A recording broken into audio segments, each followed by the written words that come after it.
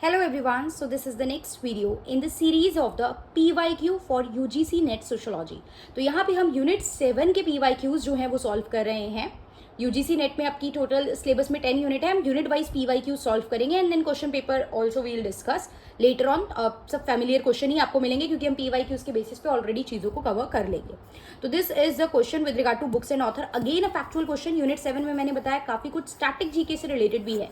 Unit 7 is about environment and society, तो यहाँ पे काफी सारी चीजें जो है स्टैटिक है, जो मैंने पेड क्लासेस में आपको sustainable development goal, environment related law, act, policy ये सब बताया हुआ है, वही चीजें से उसी तरीके के क्वेश्चन यहाँ पे हमें देखने को मिल रहे हैं। जो फर्स्ट बुक है यहाँ पे that is the sociology of disaster, ये सब आए हुए क्वेश्चन है, वही मैंने यहाँ पे सम अप करे हैं। इनके रिगार्डिंग मैचिंग आई थी बट मैंने मैचिंग फॉर्म में ना लिख के मैंने डायरेक्टली यहाँ पे बुक्स एंड उनके फ्रंट में उनके ऑथर के नाम लिखती हैं सो दैट आप डायरेक्टली इन चीज़ों को याद कर पाएं। Sociology of disaster is the book by Thomas E Drabek. Environmental sociology is a book by John Hannigan. Age of sustainable development is the book by Jeffrey D Sachs. Social problems in India is the book by Ram Ahuja. कई बार क्या होता है, अगर आपको एक दो book भी याद रह गई है ना तो आप एग्जाम में सही आंसर पे पहुंच सकते हैं, बिकॉज ये क्वेश्चन जो है जनरली मैचिंग में हमें देखने को मिलते हैं। एंड वंदना शिवा की बुक काफी बार रिपीट हो रही है, राम आहूजा ये आपको याद रखना है, तो आप सही आंसर तक पहुंच सकते हैं। Then again one more question with regard to books and author. World risk society is by Ulrich Beck. End of millennium is by Manuel Castells. Development as freedom is by Amartya Sen. Eco feminism is by Vandana Shiva.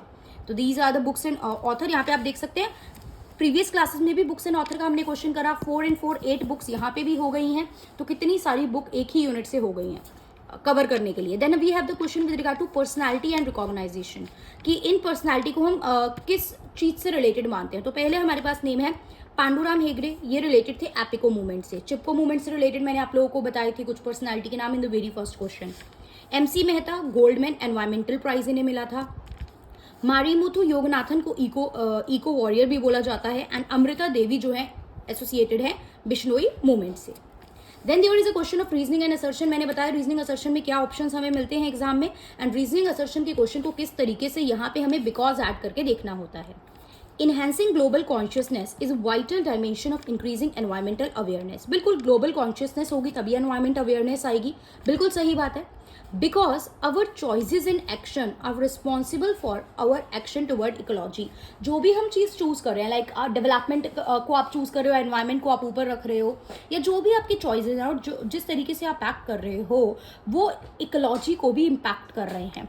That's why global consciousness is required. तो ये बिल्कुल सही बात है ना, because करके देखो तो ये रीजन सही है। तो both A and R are correct and R is the correct explanation of A। ये ऑप्शन होता है हमारे पास रीजनिंग असर्शन के क्वेश्चन में, तो ये वाला पार्ट आपका जो है वो सही हो जाएगा। Next again a factual question. Author of the book single question था, मैचिंग नहीं थी। ह्यूमन इकोलॉजी के ऑथर पूछे गए हैं, तो ह्यूमन इकोलॉजी के ऑथर हो गए A हागे। अब ये जो टर्म है ह्यूमन इकोलॉजी, ये कॉइन किसने करी थी? ये बुक तो इन्होंने लिखी है ह्यूमन इकोलॉजी की, ये टर्म कॉइन करा है एलन स्वेलो रिचर्ड ने। एंड जो इकोलॉजी वर्ड है, ये मैंने बिल्कुल इनिशियल जब यूनिट 7 को हम एक्सप्लेन कर रहे थे उसमें मैंने बताया था, ecology was coined by Ernst Haeckel, ये भी ध्यान देना है। Then the title of the Brundtland report is, इस रिपोर्ट का टाइटल क्या था? Our common future. अब पूछा जाए अर्थ समिट को और क्या बोलते हैं, देखिए अर्थ समिट को रियो समिट भी बोलते हैं बिकॉज वो ब्राजील के रियो डी जेनेरियो में हुई थी, प्लस एजेंडा 21 भी उसी समिट में क्या किया गया था? डिक्लेयर किया गया था। तो एजेंडा 21, रियो समिट, अर्थ समिट जो है ये एक ही कंसेप्ट के नाम है, मतलब एक ही रिपोर्ट थी, एक ही स्टडी थी जिसके ये नाम है। Which environmentalist got the Nobel Prize for the Peace in 2004 for contribution to sustainable development, democracy and peace? किस environmentalist को ये प्राइज मिला? तो the name is Wangari Maathai. Depletion of ozone layer in stratosphere, देखो इन्होंने लिख दिया है ओजोन लेयर जो हमारी लेयर ऑफ द एटमॉस्फेयर होती है ना, आप लेयर ऑफ एटमॉस्फेयर का सीक्वेंस भी आप लोग माइंड में रखना। वो ऑल्दो अभी PYQ में तो नहीं आया बट स्टिल आप लोग ध्यान रखना, स्ट्रेटोस्फेयर, ट्रोपोस्फेयर, स्ट्रेटोस्फेयर, ये सारा सीक्वेंस आपको याद रखना है। तो जो ओजोन लेयर डिप्लीशन जो है वो किस चीज के लिए रिस्पॉन्सिबल है? 3-4 ऑप्शन आएंगे, कार्बन डाइऑक्साइड बढ़ाने, ये सब करने। आपको पता है ओजोन डिप्लीट हो रही है, दैट्स वाई उसकी वजह से ही UV rays directly coming to the earth, और यूवी रेज जब डायरेक्टली आ रही है तो उससे क्या हो रहा है? स्किन कैंसर हो रहा है। तो this is the answer out of all 4 question, ये आंसर ऑप्शन ये आंसर हो जाएगा। क्लीनेस्ट सिटी इन इंडिया, ये क्वेश्चन पूछा गया था 2020 समथिंग 2019 के अकॉर्डिंग। तो अब हमारे लिए तो रिसेंट इंपॉर्टेंट है।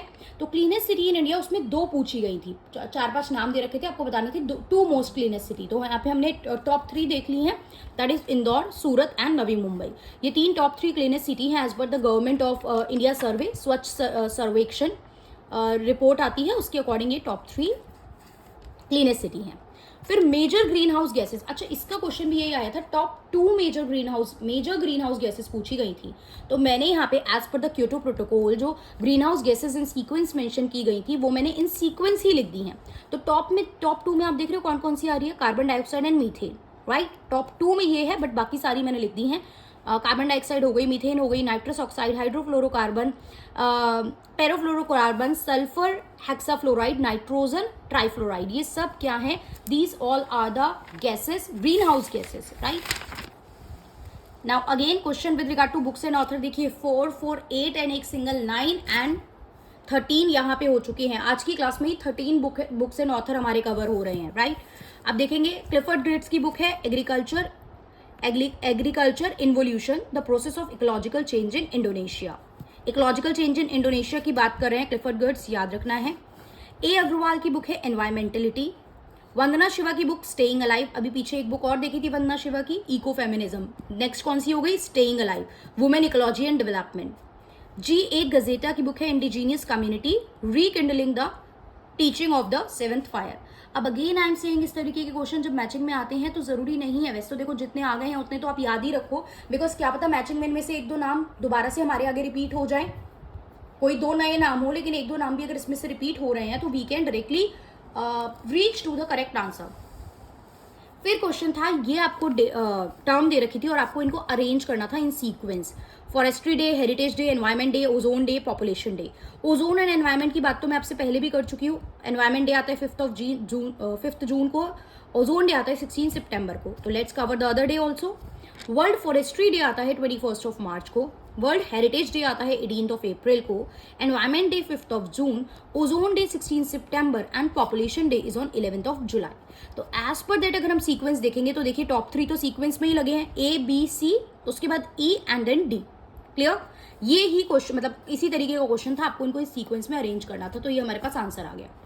देन इनकी कुछ डेज की, एनवायरमेंट डे 2023-4 की थीम मैं ऑलरेडी आप लोगों को बता चुकी थी प्रीवियस PYQ की क्लास में।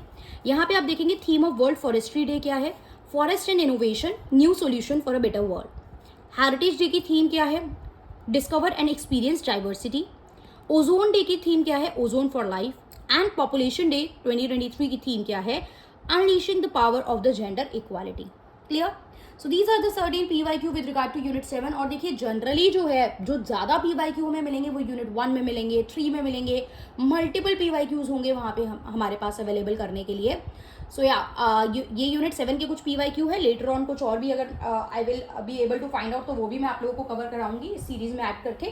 बाकी वी विल ऑल्सो मतलब अब इसके बाद हम लोग एक नेक्स्ट यूनिट स्टार्ट कर देंगे, इसके बाद हम लोग नेक्स्ट यूनिट स्टार्ट करेंगे जिसके थ्रू हम उसके PYQ भी कवर करेंगे। So that's all for this. If you have any doubt then आप कमेंट बॉक्स में मेंशन कर सकते हैं। If you want me to cover certain other topic, certain important topic for your upcoming exam, then you can also mention that. So that's all for this, thank you everyone.